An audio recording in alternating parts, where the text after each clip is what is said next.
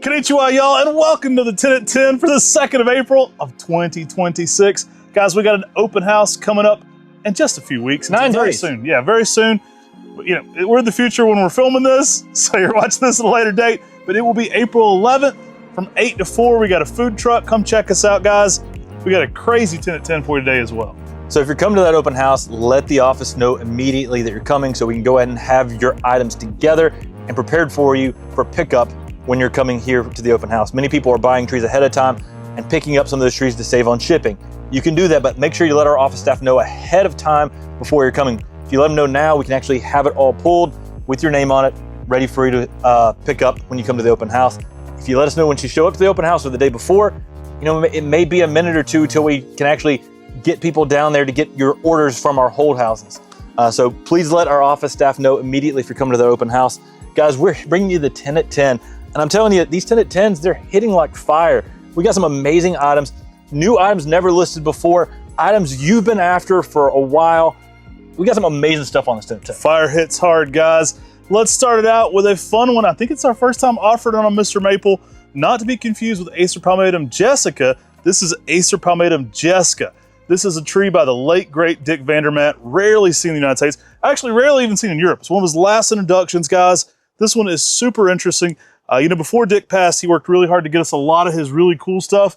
Jessica hitting the market for the first time today. This leaves out with this dark red, goes to a lighter green color, some oranges and yellows in the fall, some really electric colors. This one reminds us a little bit of Kurabuyama, you were saying. Yeah, and it's got some of that shape of Kurabuyama. We're getting up to 8 to 10 foot in 10 years. It has this really nice shade of red when it leaves out, but then it goes to like this really nice emeraldy color, but it keeps popping red new growth across that throughout the summer as well. So it's very colorful during the summer. Good mid-size upright. Guys, got that really nice Matsumuri shape where it's semi-pendulous. A very unique selection by Dick Vandermatt. The same guy who brought us Mila. He brought us some amazing plants in the nursery trade. Often his trees are heavily underrated. Jessica, this is going to be one of those trees you wish you were one of the first people to get. It's dropping today on MrMaple.com. Guys, get you one of these. It's pretty awesome. All right, guys, next we got the best tree with the worst name. We got Dr. Brown. You know, we were at a garden presentation the other day, and they were saying, you know, brown's a color too. But these aren't necessarily brown. They're one of my favorite colors for a lace leaf Japanese maple. Dr. Brown really brings it. I love the yellowish eye with the purplish it can get to it. This one goes through some electric shades, typically around 4 foot tall, around 5 foot wide, more of that low cascading umbrella. I mean, this is such a beautiful tree. I know that Yano's book for maples often describes lots of shades of red as brown. In the United States, we don't like the name brown. This was named for Dr. Brown, but it has like this reddish color with green, an eye to the leaf. It is one of people's most favorite trees. And one of the reasons is it has one of the best orange fall colors of any lace leaves, and its small stature means it fits in most people's garden. One of the smallest lace leaves. So it's amazing. It's spectacular. In fact, I had to get on some people because they were using Buchholz photos of this in orange fall color for Orangeola, trying to claim it was Orangeola. I mean, this is one of the best orange fall colors you can have, and it fits in that small garden. Great container plant. This is one of the most choice trees with one of the least attractive names of Dr. Brown. Dr. Electric Orange didn't fit on a label, didn't quite roll off the tongue like Dr. Brown. This one looks great in the container, though. I love it in a big patio planter. If you already have some different color lace leaves, waterfall, you know, Tamukiyama, this is going to go out there with your Orangiolas and really pair nicely with some of the classic Japanese maples. Gives you a whole different dynamic. And I think Dr. Brown really second to none for that color. We are bringing back a fan favorite. What's next, Tim? Guys, we're bringing Shironami. Shironami is one of our most sought after Japanese maples. It's one of our favorites. We've got one in the gardens at my parents' home and garden, Maplewood Knoll, and this thing is beautiful. When we asked Elizabeth Mundy, you may have seen her on one of our podcasts, about one of her favorite Japanese maples that people don't know, she put us on to Shironami, and it quickly became one of our favorites too. I love this one. You know, it really goes through some amazing color patterns. Shironami starts out even more pink red, goes to yellows, goes to shades of green. This one really just goes through every pattern. Now in the fall, it's almost the reverse of that. Like green midsummer, you almost go through some yellows and oranges and pinks to apricots in the fall. One of the more colorful trees. Again, Tim said from the 1700s, so it's been around a while. It's one of those trees where they got it right back in the day. It's been around a while, but it's really cutting edge today for me. I absolutely love this plant. and it's many people's favorite Japanese maple once they've been growing it. Now, one of our friends heard us pronounce the name Shironami, and he said that may mean light wave. We were discussing this with Tony Avent one time whenever he was actually coming to visit the nursery. It happened at the same time they were filming with Joe Lamples Growing a Greener World. And they just put mics on us as we walked around the garden, and we started bragging about this plant. We didn't even have it available at the time. And because of that, you know, everybody found out about our true passion and our love for Shironami as we're walking around talking to one of our friends about how much we love this selection. Got us on the hot mic. It got us on the hot mic. And then all of a sudden, everybody wanted this tree, but we didn't have it in production enough. And finally, we got Shironami in production enough. Guys, grab you one of these today.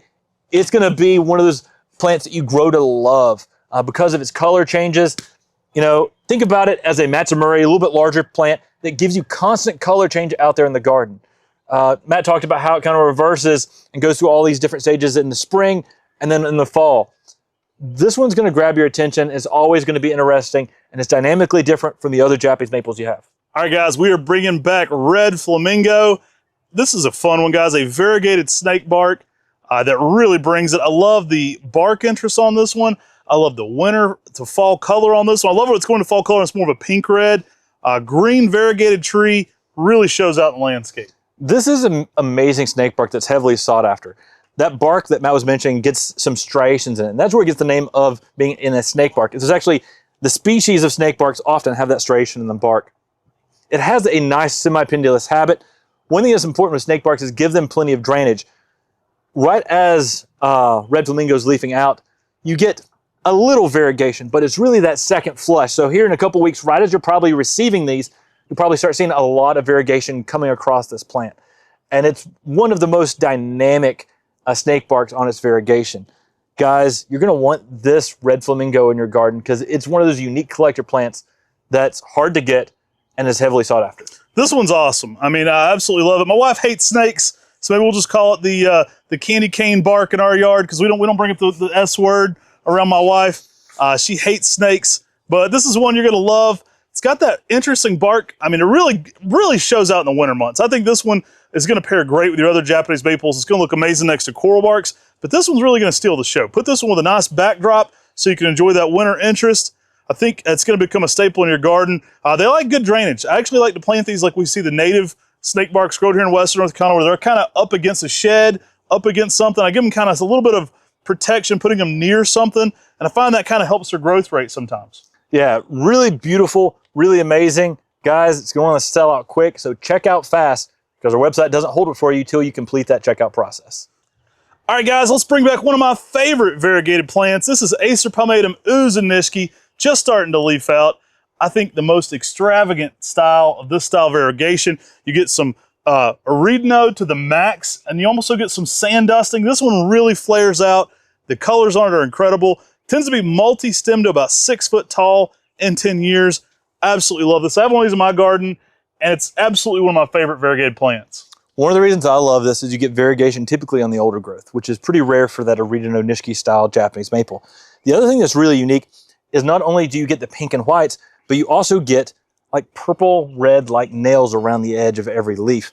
This creates a dynamic display to really display that pink and white variegation with that green in there.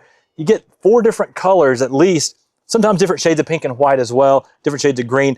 Guys, this is a colorful, interesting Japanese maple for your garden. Yeah, this one is rare, guys. We actually helped introduce it to the United States. You don't see this one many times. We're bringing it back today. I find it to be the very best of this style of variegation, the most consistent, the least reverting. This one doesn't lose its style of variegation, so even in some years where you maybe have some greener leaves, you don't have to prune that out. It's going to come back variegated. Lightly pruning it in mid to late March can increase variegation. We got a whole video on how to increase variegation on the Aridino nishiki styles. Uzen, for me, though, the best of this category. Yeah, the best of the best. So you're going to need this amazing plant in your garden. It's going to be a photographer's delight where all the variegation is different. I see some unique sickle-like leaves happening where you see the variegation popping off on some of Matt's trees. Some of the best variegation won't even be on this first flush. It'll be on that secondary flush where you start to see some flush happening right after the first spring leaf out. Guys, this is an amazing tree that's just going to light up that garden. Grab you one today on MrMaple.com at 10 a.m. Eastern. All right, guys, let's bring back Peve Multicolor. Now, this is one that's fun from Europe, guys. Peve Multicolor, a lot like Ukigumo. You want to leaf this one out slow with very little nitrogen. Leafing it out in a greenhouse can green it up some, but it doesn't lose it. Leafing this one out extremely slow will give it its most white pink coloration. Absolutely glows in that shade garden. I actually prefer this one in like a high oak canopy or a darker spot. You get some of your best colors. I actually did a video on how to get the best color out of Ukigumo. Same things apply for Peve Multicolor. Really a fun one though from our friends Piet Vergelt. His nursery has named several different plants. You'll see that Peve kind of as a signature on these. An awesome spring display and a great looking leaf. Yeah, by Piet, who brought us Peve Starfish. Peve Multicolor is an amazing plant. Like Matt said, leave this tree outside, let it leaf out next year outside. You're gonna get the best colors out of it. In our greenhouses, you typically don't get the same colors as you will when it leaves out naturally in your yard. And the colors on this are some of the best that you can imagine. When you get those pinks and whites and greens with veins happening throughout all the leaves, this is one of the most dynamic Japanese maples you can have in your garden, in a unique style of variegation. That there's, this and a plant that we're evaluating is the only plants in the market that have this style of variegation. It's very unique, it's very different, and this is a Japanese maple that will take your garden to the next level. Guys, it'll get about 6 to 8 foot in 10 years. Amazing plant that's just completely a game changer. All right, guys, next up we've got one from Europe that you're gonna want for your spring garden. This is a little bit of a competitor to Mila. Some of you guys might not know this one. We've offered it a long time ago. We're bringing it back. It's another one from Europe. This is Acer Palmatum Scarlet Rose, guys. This one is an electric spring color that you're gonna love pairing with your marmalades, with your Milas, with your Naniwa Bennies. The spring color on this one is intense and absolutely out of this world. You wanna give it a little bit more sunlight. You get some yellows going on within that kind of deep burgundy purple red. Absolutely love it. Yeah, I mean, we've got a lot of customers that are judges and doctors. One of our friends that's a judge down in Bishopville, South Carolina, he would come and buy multiple Scarlet Roses from us because this was one of his favorite trees that we grew. In fact, John Seiler in Tennessee just said, when are you bringing back Scarlet Rose? He was just messaging me and I said, it's coming back soon. The collectors know. The collectors know. This is an amazing spring interest tree, and this rose color is outstanding. Like I said, it's probably the only competitor to this is Mila, like Matt was talking about. But this is a vigorous, upright tree. And unlike Mila that stays more narrow, this one grows outwards and makes a tree form that's almost 3/4 to almost as wide as it is tall. A little bit rounder of a canopy on this one for sure. Yeah, Mila wants to stay more narrow, definitely a little bit wider on this one. Now, Scarlet Rose leaves out with this amazing scarlet color going to that emerald green, and then it has that rose colors that keep popping across it all summer long. So it's continually changing with some amazing colors. This is a pretty rare Japanese maple that you're gonna need to add to your garden. Now, I love that you mentioned that because this one can green up a little bit midsummer, but that new growth hits has red on top of that. Kind of looks like stems and roses. Absolutely love it. I've had mostly oranges in the fall color, but I've had some yellows and reds as well. Absolutely love this one. Vigorous, colorful. I mean, the collectors are gonna be out for this one today. Grab you one quick, they will sell out. Acer Palmatum Scarlet Rose. All right, guys, we are bringing back an awesome little witch's broom. This is a fun one, maybe call it a blessing, but we've got little Alex hitting the 10 at 10 again today. This one is highly sought after. Yeah, the colors on this are choice. It's one of the more brighter picked up reds, especially when given sunlight. Selection by Bob McCafferty with that dense compact habit. It is a dense mutation that was found in one of those upright Japanese maples in the Northeast. Bob McCafferty's got an eye for witch's brooms. Him and Billy Schwartz just spot witch's brooms everywhere. Maybe it's the Northeast. I don't know. Some old trees up there. Some old Japanese maples up there. If you got an eye for it, you know what to look for. This is an amazing selection. And from a lot of the seasoned nurserymen, they think this may be perhaps one of his best of his introductions, just because the colors are so amazing. Little Alex, this one is a perfect little dwarf. Yeah, I love this one for the container garden. Almost reminds me of a smaller, compact Fire Glow for the color. You get some really good colors, some true reds, kind of a glossy color to it, very dense, chocolatey or colored bark. This one is perfect in the container garden. It looks great with so many other trees, guys. So this one fits really well in the Makawa garden as well. Even though it's not a Makawa family, those brooms really pair and give you some of those darker reds in there later into the season. Absolutely love this plant. And yeah, I can't say enough good things about it. Very easy to grow, very heat tolerant, gonna work down to zone 5, up to zone 9. can go in full sun even in zone 8 and look really nice. And holds its color really late into the season as well. All right, y'all, we're bringing back Higasayama, highly sought after, reticulated. Gets its own category of variegation for me. I call it the Higasayama styles when they're like this. My dad was growing this one for years. We absolutely love this plant. It's one of our first 20 Japanese maples we were growing since like almost 50 years ago. Dad's been growing maples for a long time. I was like over 50 years, but Dad's been growing Japanese maples. But we've been growing Higasayama here at our farm probably almost the whole time. We absolutely love this. The reticulation on it, the growth rate tends to be more columnar and narrow. J.D. Vertrees was the man who coined the term the popcorn maple because this one kind of pops out in the early spring as it unfurls, giving you some electric pinks, greens, whites. Just absolutely love the way this one displays. Yeah, it is spectacular.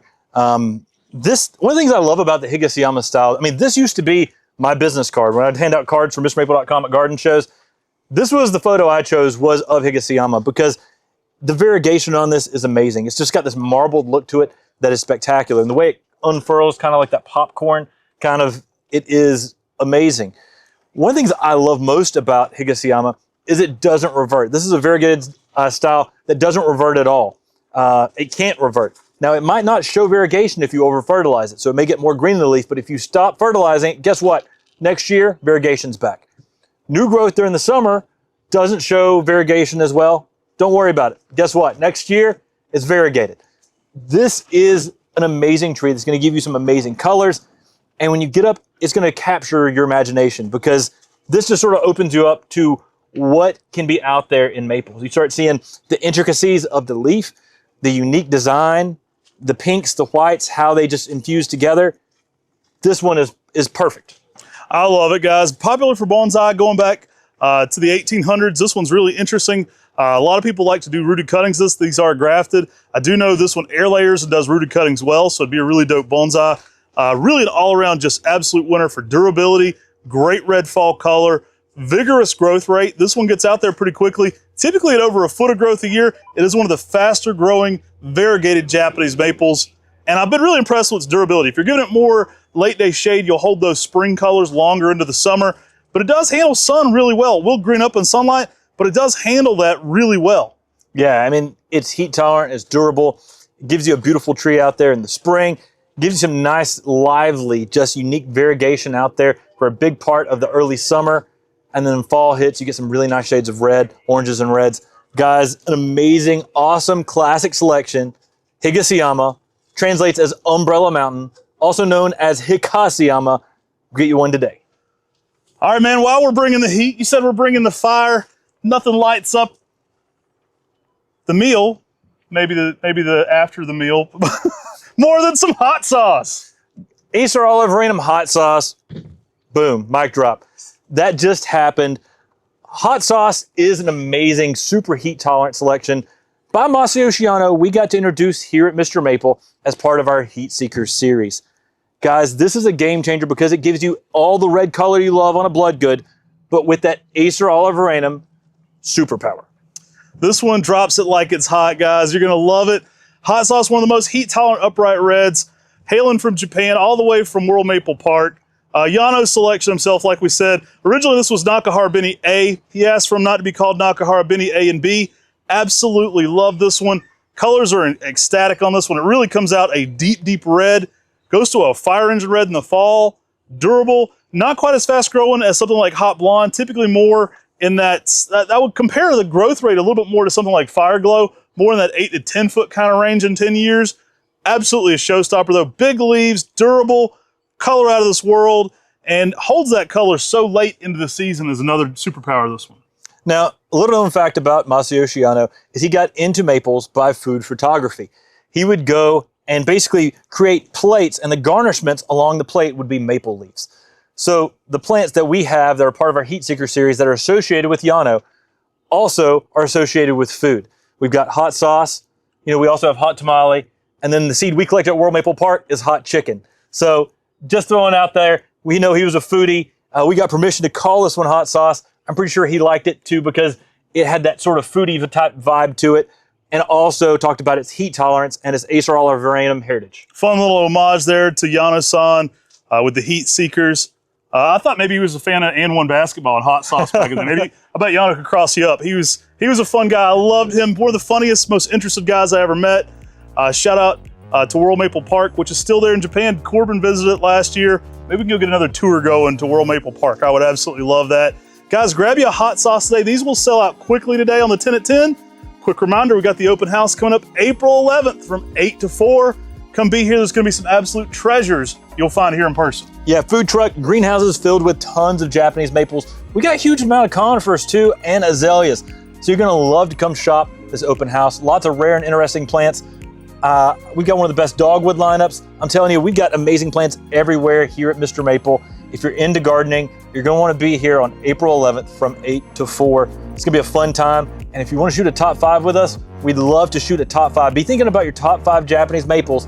When you see us walking around with cameras, grab us. We'd love to shoot a top 5 with you to be featured here on the Mr. Maple Show. Take care. God bless. Have yourself a great day.